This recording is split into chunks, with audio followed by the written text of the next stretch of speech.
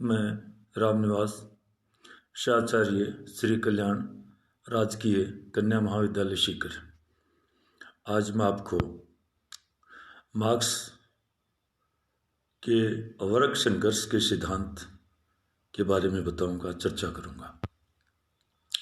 तो इसमें वर्ग संघर्ष के सिद्धांत में हम देखते हैं कि मार्क्स की विचारधारा में वर्ग संघर्ष की धारणा को विशेष महत्व प्राप्त है। साम्यवादी घोषणा पत्र कम्युनिस्ट मैनिफेस्टो के अनुसार आज तक के संपूर्ण समाज का इतिहास वर्ग संघर्ष का इतिहास रहा है। मार्क्स ने इतिहास की आर्थिक व्याख्या या आर्थिक नियतिवाद के सिद्धांत में इस धारणा का प्रतिपादन किया था कि समाज में सदैव ही विरोधी वर्गों का अस्तित्व रहा है। एक वर्ग वह है जिसके पास उत्पादन के साधनों का स्वामित्व है और दूसरा वह जो केवल शारीरिक श्रम करता है। पहला वर्ग सदैव दूसरे वर्ग का शोषण करता रहता है और ये समाज के शोषक और शोषित वर्ग सदा ही आपस में संघर्षरत रहे हैं। इनके बीच में सदैव ही संघर्ष रहा है, ऐसा कार्ल मार्क्स की मान्यता है, उनका मानना है। अब आगे हम लेते हैं कि ये वर्ग क्या है, जिसको क्लास कहा जाता है। तो इसमें वर्ग व्यक्तियों के उस समूह को कहते हैं जो उत्पादन की किसी विशेष प्रक्रिया से संबंधित हो और जिसके साधारण हित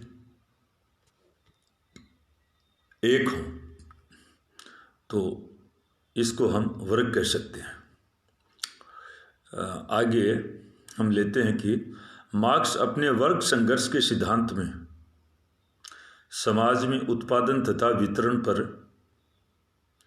आधारित दो वर्गों को मानकर चलता है जो अपने विरोधी हितों के कारण परस्पर संघर्षरत रहते हैं।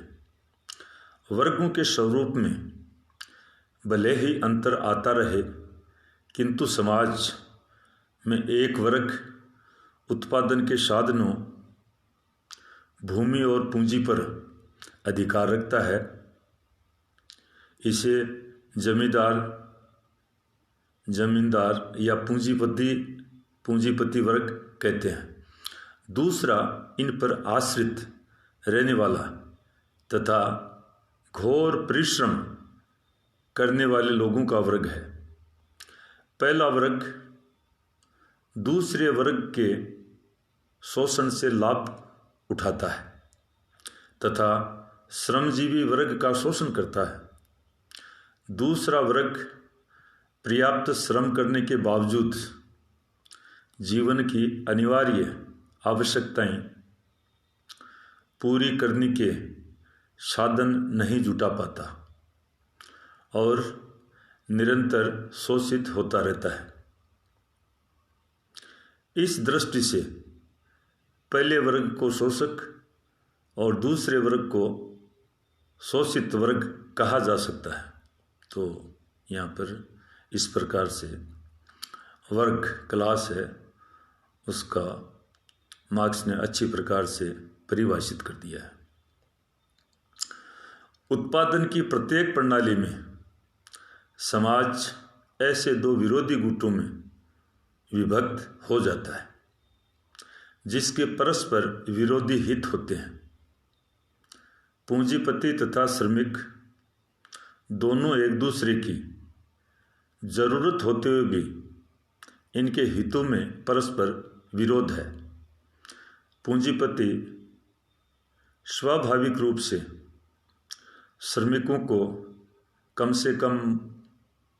से कम मजदूरी देना चाहता है, जिससे उसे अधिकाधिक लाभ हो और मजदूर अधिक से अधिक मजदूरी लेना चाहता है।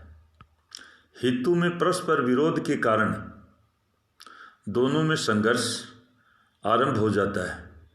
यही वर्ग संघर्ष का आधार है और इसी कारण वर्ग संघर्ष हमेशा से चला आ रहा है। मार्क्स और एंगेल्स ने साम्यवादी घोषणा पत्र में लिखा है, स्वतंत्र व्यक्ति तथा दास, अमीर तथा सामान्य जन, भूस्वामी तथा भूदास, श्रेणीपति तथा दस्तकार। संक्षेप में देखें तो उत्पीड़क तथा उत्पीड़ित निरंतर एक दूसरे का विरोध करते तथा अनवरत कभी लुक छिपकर तो कभी खुलकर संघर्ष चलाते रहे हैं। इस संघर्ष की परिणति या तो हर बार समाज क्रांतिकारी पुनर्निर्माण से हुई है या संघर्ष वाले वर्गों के सर्वनाश से। वर्ग संघर्ष की अपनी इस धारणा के आधार पर कार्ल मार्क्स पूंजीवाद के अंत की अवश्यंभावना व्यक्त करता है। उसके अनुसार पूंजीवादी व्यवस्था में स्वयं अपने विनाश के बीच निहित हैं। और वे आगे कहते हैं, पूंजीपतियों का उद्देश्य अधिक से अधिक उत्पादन करना है, जिसके कारण धन का संकेंद्रण बहुत थोड़े से व्यक्तियों में हो जाता है, जिसके कारण पूंजीपतियों की संख्या में लगातार कमी तथा श्रमिकों की संख्या में वृद्धि होती रहती है।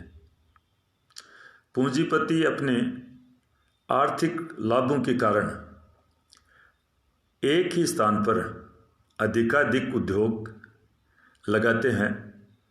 श्रमिकों के एक साथ काम करने से श्रमिक संगठित होते हैं तथा उनमें वर्गीय चेतना का विकास होता है। जब ये मजदूर संगठन बड़ा होता है तो ये पूंजीवादी प्रणाली के विरुद्ध हो जाता है। उद्योगों में उत्पादन अधिक हो जाने पर इसकी खपत के लिए दूसरे देशों में मंडियां खोजी जाती हैं। विकसित पूंजीवादी देशों के पूंजीपति दूसरे देशों में भी पूंजी लगाते हैं, जिसके कारण पूंजीवाद विश्वव्यापी और अंतर्राष्ट्रीय रूप ग्रहण कर लेता है। अंत में जैसे जैसे श्रमिक वर्ग की शक्ति में वृद्धि होती है और पूंजीवादी शक्ति का ह्रास होता है, तो यह संघर्ष एक क्रांति का रूप धारण कर लेता है। यह संघर्ष पहले राष्ट्रीय फिर अंतर्राष्ट्रीय हो जाता है। पूंजीवादी वर्ग को पराजित कर श्रमिक वर्ग अस्थायी रूप से अपना अधिनायकत्व स्थापित कर लेता है। ऐसा इस कारण है कि सभी देशों के श्रमिक समान रूप से पूंजीवाद के शोषण और अत्याचारों से पीड़ित होते हैं। इस कारण श्रमिक आंदोलन बहुत अधिक संगठित हो जाता है, तो पूंजीवाद इस संगठित आंदोलन के सामने टिक नहीं पाता है और इस प्रकार पूंजीवाद स्वयं अपने विनाश का कारण बन जाता है। और इस प्रकार श्रमिक वर्ग का जो संघर्ष होता है वह अनिवार्य रूप से पूंजीवाद का विनाश और सर्वहारा वर्ग के विजय का मार्ग प्रशस्त करेगा।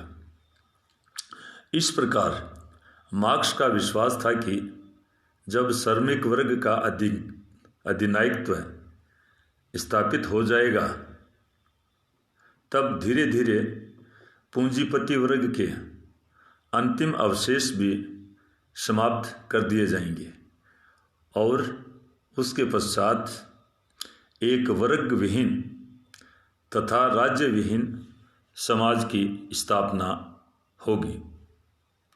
इसके लिए मार्क्स क्रांति का आह्वान करता है और मार्क्स के अनुसार वास्तविक समाजवाद की स्थापना के लिए श्रमिक वर्ग की क्रांति प्रमुख शर्त है।